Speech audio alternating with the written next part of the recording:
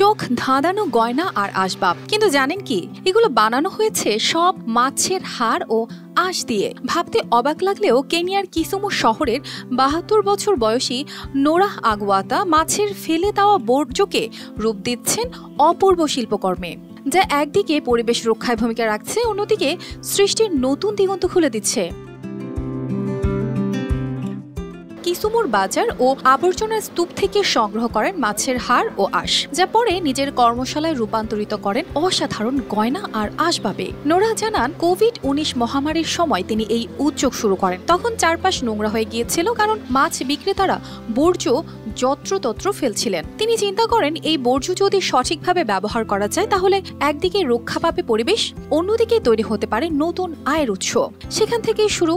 প্রথম দিকে লোকজন অবাক হয়ে যেত কিভাবে মাছের আঁশ ও হাড় দিয়ে গয়না ও আসবাব বানানো সম্ভব, কিন্তু ধীরে ধীরে তারা নোরার কাজের প্রতি আগ্রহী হয়ে ওঠে। তার তৈরি কানের দুল, ফুলের নকশা করা অলংকার ও অন্যান্য শৈল্পিক সামগ্রী দেখে সবাই প্রশংসা করেন। সানবিট সব দিবে সামাল। সানবিট ম্যাজিক প্রেস, ডিশওয়াশিং এর মাথা ঘোরানো solution.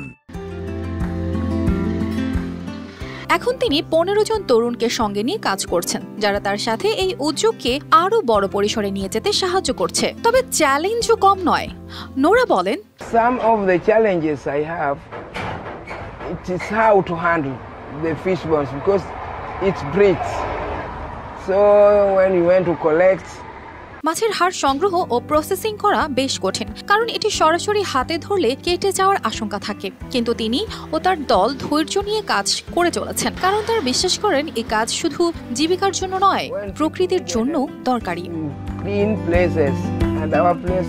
Kenya marine and fisheries research ইনস্টিটিউটের রিপোর্ট অনুযায়ী প্রতি বছর ১.৫ লাখ টন মাছের বর্জ্য উৎপন্ন হয়, যা ৮০% সরাসরি লেগে ফেলা হয়, যা জীববৈচিত্র্যের জন্য বড় হুমকি। কিন্তু নোরার এই উদ্যোগ পরিবেশের জন্য কিছুটা হলেও কাজে দেবে।